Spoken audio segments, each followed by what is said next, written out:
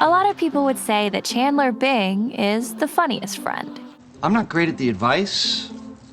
Can I interest you in a sarcastic comment? And the friends themselves would agree. Within their group, he's the funny guy. You're funny, Chandler! You're a funny guy! But Chandler is also frequently the punchline. He gets made fun of endlessly for his name, Chandler M. Bing. It's not just an M. Your middle name is Muriel. his nubbin, So, does it do anything, special? Why, yes, Ross. Pressing my third nipple opens the delivery entrance to the magical land of Narnia. his social awkwardness, You're like the boom, boom, boom. Ow! Oh, my God! and just for being himself. My scone! My scone! Okay, I don't sound like that. That is so not true. You have a quality. Yes, right? And as Chandler will openly admit, his sardonic persona is basically a shield that he built up starting in childhood to avoid his unresolved issues. I'm Chandler. I make jokes when I'm uncomfortable. He's trying very hard not to deal with a lot of underlying problems in his family, his love life, his career, and his self-esteem. Just seems as though that maybe you have intimacy issues, that you use your humor as a way of keeping people at a distance. So we're happily surprised when falling in love with Monica allows Chandler for the first time to open up, commit to love, and work out what he really wants to do in his life. Got a job interview I gotta get ready for. I thought you already have a job. And people say you don't pay attention. Other characters rise in their careers. I got tenure! But Chandler starts off in a place of financial security, only to risk that later in life to try to do something that's creatively satisfying. We come to love Chandler even more after 10 seasons than when we started, because he learns to let go of his defense mechanisms and become an open and loving person. You are the person I was meant to spend the rest of my life with. He ends up at the center of a happy family, something he thought would never be possible. Of the 6 main characters, Chandler undergoes the most extreme, positive emotional transformation. So he gives us hope that we too can overcome our personal wounds and stop getting in our own way. What must it be like not to be crippled by fear and self-loathing? Before we go on, be sure to hit subscribe and click the bell to get notifications on all of our new videos. At the start of the series, Chandler's office job and his stable income give the illusion that he has his life together. All right, kids, I gotta get to work. If I don't input those numbers, doesn't make much of a difference. But emotionally, he's blocked up. He copes with his insecurities in unhealthy, avoidant ways. See his compulsive chain smoking, Don't think of it as a cigarette. Think of it as the thing that has been missing from your hand. and inability to cry. You didn't cry when Bambi's mother died? Yes, it was very sad when the guy stopped drawing the deer. Chandler is his own worst enemy, especially when it comes to romance. I'm hopeless and awkward and desperate for love. He makes sure to be the one to reject women first by being too critical. I don't like you. How many perfectly fine women are you going to reject over the most superficial, insignificant Hold it. Or he drives them away by being insufferable. We should take a trip with your parents. For years, his most significant relationship is with Janice. And except for in one brief period, he can't stand her. He ends their relationship 3 times in the first season alone. I didn't necessarily think that it meant that no. Look, there's no way for me to tell you this. At least there's no new way for me to tell you. It's a joke that he can't break up with Janice, but it's also a sign that he's deeply messed up when it comes to dating. You got away from me. But you found me. When the irritable neighbor Heckles dies, Chandler worries that he's going to end up alone like him. Our trains are on the same track. Bittertown, Aloneville, Hermit Junction.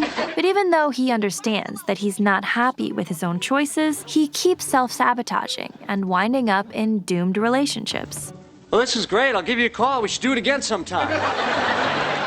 He seriously falls for Kathy in season 4, but she's dating Joey at the time. We swallow our feelings, even if it means we're unhappy forever. Sound good? So, on some level, this is another way of going for a love that he assumes can't work out. And once Chandler and Kathy finally do get together and even manage to get Joey's blessing, Chandler immediately ruins it by accusing her of cheating. Oh, come on. It was so obvious. There was no chemistry between you two. And driving her to do just that. Yeah.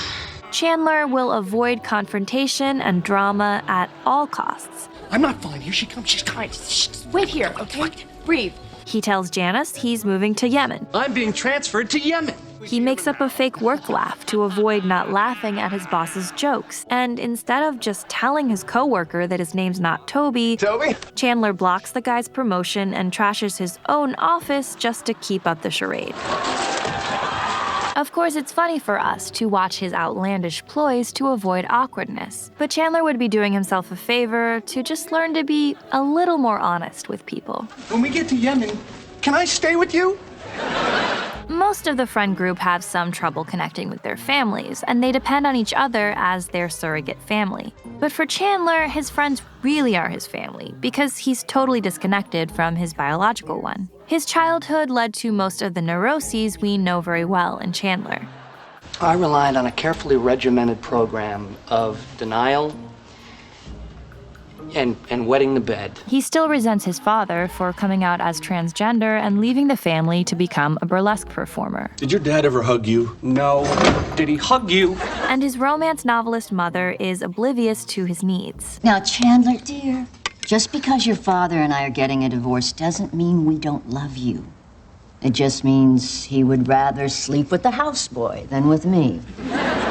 So since at the start Chandler has basically no family and no romance in his life, his platonic connections are everything to him. He takes care of his friends like family. Now, out of the blue, you'd start with the charity thing again. I'm just trying to help you out, okay? I want to make sure that you're okay. And before Monica, Chandler's life partner is Joey.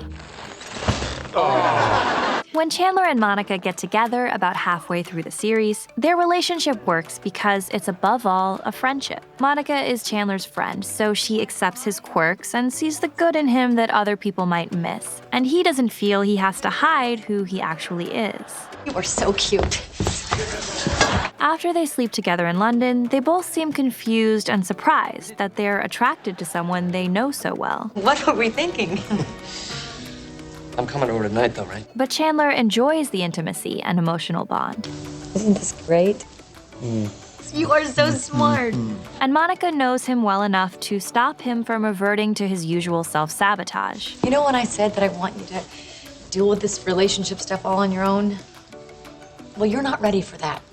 I didn't think I was. She teaches him the difference between a fight and a breakup. If you give up every time you have a fight with someone, you'd never be with anyone longer than...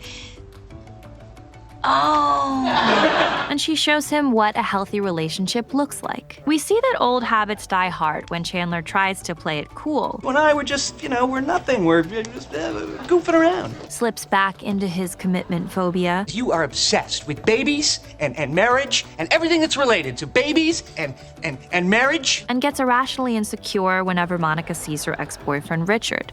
No big deal. But thanks to Monica's patience, Chandler deals with his relationship anxiety instead of bailing. And soon enough, he's the one pushing the relationship forward. So they can say that you're high maintenance, but it's okay because I like maintaining you. He's the first to say, I love you. I love you. Because I'm in love with Monica. You're what?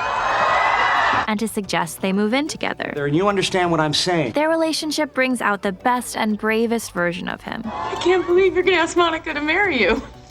I know. She even motivates him to reconnect with his father and let go of the pain he's holding on to from his past. Damn.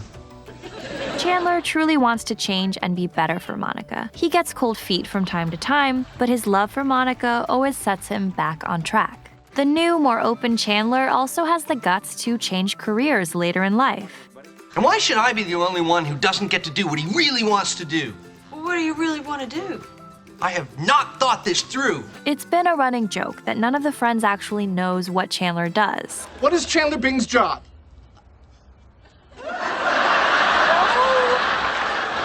Oh gosh! This has something to do with numbers and processing. Well, and he carries a briefcase. He's never cared enough about his work to even talk to his friends about it. No, I want you to have a job that you love, not statistical analysis and data reconfiguration.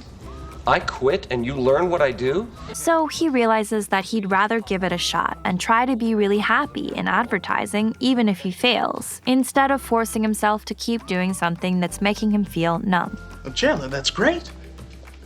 Oh, thank you, sir. Season 10 Chandler is a far more mature, happy person than the man we met in Season 1. Ironically, the friends once guessed that he'd be the last of them all to settle down. Which one of us do you think will be the last to get married?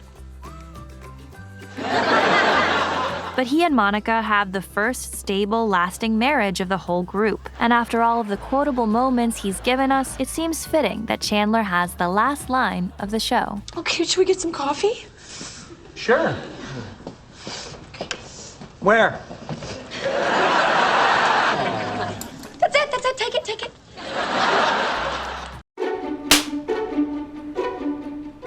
I'm Deborah. I'm Susanna, and we're the creators of Screen Prism. If you like our videos, please subscribe. Down there.